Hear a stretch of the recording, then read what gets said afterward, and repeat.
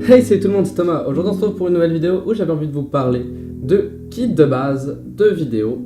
En gros, ce qui vous prend au minimum pour pouvoir être sûr que vous pouviez assurer une prestation de A à Z. Alors, sans plus attendre, on va commencer avec le premier objet. Le premier objet, c'est très simple, c'est qu'est-ce qui rend votre vidéo jolie. À mes yeux, c'est du mouvement. Pas du mouvement parce que vous voyez quelqu'un passer dans l'image, ou parce que vous voyez une voiture, ou parce que vous voyez que le cadre soit fixe mais qu'il y ait du mouvement à l'intérieur de votre cadre. Pour moi, c'est la combinaison de mouvements, ça donne un dynamisme complètement différent à l'image, et ce serait pour moi l'atout principal, et vous pouvez assurer par exemple un mariage entièrement rien qu'avec ça, c'est un glide cam. Alors, qu'est-ce que c'est qu'un glide cam? Ouh, les effets, ça fait boum. Les effets, ça fait boum. Le glide cam, ça va vous servir en fait à venir stabiliser vos mouvements de caméra, ou que vous puissiez vous déplacer avec. C'est pas seulement vous restez sur une position fixe puis vous pouvez vous déplacer. C'est vraiment vous pouvez marcher avec, et à force de pratique, votre mouvement sera, disons, des plus fluides.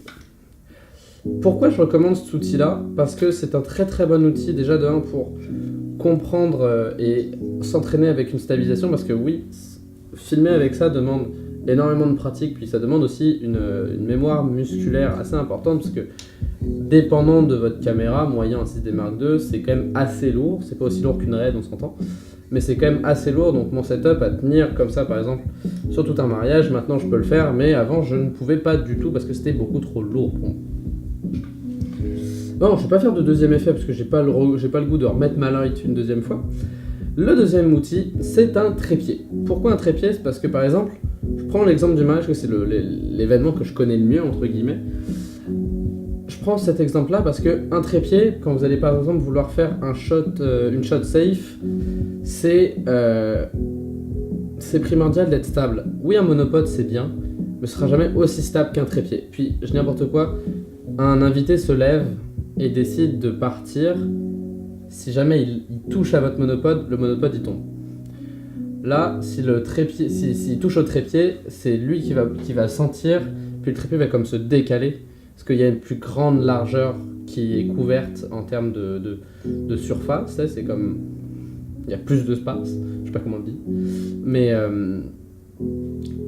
ça a moins de chances de balancer puis de venir s'éclater au sol, chose qui est arrivée déjà, notamment avec ce 6D Mark II. Bref. Pourquoi un trépied? Pour avoir une shot stable et safe, par exemple pour quelqu'un qui va parler, un talk, quelqu'un qui va aller, par exemple si jamais vous avez par exemple n'importe quoi, vous faites 2 shots, une pour le marié, une pour la mariée, mais vous savez en croisé, c'est good aussi. Puis du coup là, il vous faudra 2 trépieds, 2 caméras. Puis ça, c'est un autre sujet. Mais du coup, ce qui est juste génial avec le trépied, c'est que c'est supra-stable et puis ça ne bouge pas. Je donnerai pas de référence dans cette vidéo-là parce que je trouve que ça n'a pas réellement d'intérêt, parce que en fonction de vos besoins, vous pouvez avoir besoin de différents trépieds, de différents monopodes, de différents glide cam. Puis je me rends compte que je viens de spoiler le troisième élément, qui est le glide cam, qui est un monopode. Un monopode, c'est super pratique parce que c'est un mini trépied versatile. C'est supra versatile, ça prend pas de place, tu peux emmener ça partout, c'est beaucoup plus léger qu'un trépied. Moi personnellement j'ai le Benro avec la tête fluide et tout, c'est un régal. Vraiment pour de vrai, c'est un régal de l'avoir parce que je peux aller partout où je veux, c'est pas tant encombrant que ça, c'est vraiment faisable, puis c'est super agréable je trouve. Donc voilà. Puis c'est à peu près ça. Après, pour ce qui est de la caméra, évidemment, une caméra. Moi, me connaissant, avec le Gaycam, j'aime bien utiliser un ultra grand angle. Donc là, moi j'ai un 17-40 mm, mais il y a des 10-22, je crois, c'était chez Canon, pour les APS-C par exemple, qui coûte pas cher, puis qui est vraiment bon pour le coup. Moi je conseillerais une optique entre 17 et 40 mm, en comptant l'équivalent full frame,